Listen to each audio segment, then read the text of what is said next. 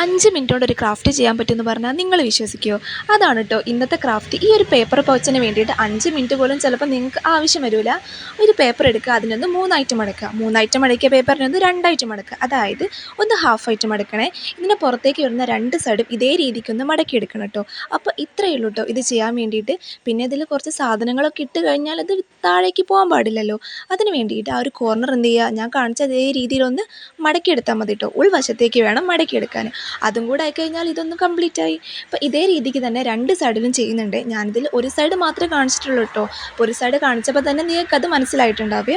അപ്പോൾ ഇതേ രീതിക്കാണ് എടുക്കുന്നത്. പിന്നെ അടുത്തൊരു പ്രശ്നം എന്ന് വെച്ചാൽ പശ തേക്കുമ്പോഴാണ് കേട്ടോ. പശ തേക്കുമ്പോഴും നമ്മൾ ആ ഒരു വശം മാറിക്കഴിഞ്ഞാൽ തെറ്റിപ്പോകും. ഞാൻ കാണിച്ചിട്ടുള്ള ഈ ഒരു വശത്ത് വേണം നിങ്ങളൊന്ന് പശ തേക്കാൻ വേണ്ടിയിട്ട്. അതുകൂടെ കഴിഞ്ഞാൽ ഈ ഒരു ക്രാഫ്റ്റ് പിന്നെ കംപ്ലീറ്റ് ആയിട്ടോ. ഇനി ഞാനിതൊന്ന് ഓപ്പൺ ചെയ്ത് കാണിച്ചു തരാം കേട്ടോ. ഇതിൻ്റെ പ്രത്യേകത എന്ന് പറഞ്ഞാൽ നമ്മളതിൻ്റെ 2 സൈഡ് ടച്ച് ചെയ്ത് കഴിഞ്ഞാൽ അത് ഓട്ടോമാറ്റിക്കായിട്ട് ഓപ്പൺ ആവുകയും അപ്പോൾ ഈ രീതിക്കായിരിക്കും കേട്ടോ ഇത് ഓപ്പൺ ആവുന്നത്. ഇനി ഇതിൽ കുറച്ച് ഡെക്കറേഷൻസ് ഒക്കെ ചെയ്യണം കേട്ടോ. അതിന് വേണ്ടിയിട്ട് ഞാൻ 2 മുയൽ ചെവി പോലുള്ളൊരു സംഭവം വെട്ടിയെടുത്തിട്ടുണ്ട്. അതൊന്ന് ഒട്ടിച്ച് കൊടുക്കുന്നുണ്ട്. പിന്നെ അതിനൊരു കണ്ണും മൂക്കും വരയ്ക്കണം. അതും കൂടെ ആയി കഴിഞ്ഞപ്പോഴാണ് എനിക്ക് കുറച്ചൊരു സമാധാനമായിട്ടുള്ളൂ കേട്ടോ.